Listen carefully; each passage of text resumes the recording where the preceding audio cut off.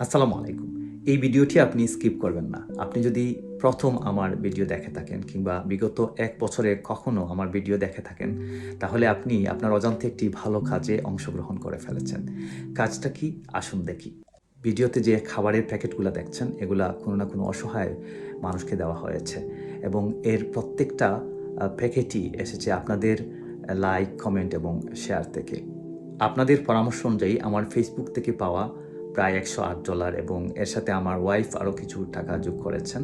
সব মিলিয়ে প্রায় ২০,০০০ টাকার দ্রব্য সামগ্রী কিনে আমি যেহেতু দেশে নাই, আমার পরিবারের সাহায্যে অসহায় মানুষকে প্রদান করেছি। এই দৃশ্যটি আপনাদেরকে দেখানোর উদ্দেশ্য হচ্ছে, এই খাবারগুলো এসেছে আপনাদের প্রত্যেকটা ভিউ, লাইক, কমেন্ট এবং শেয়ার থেকে।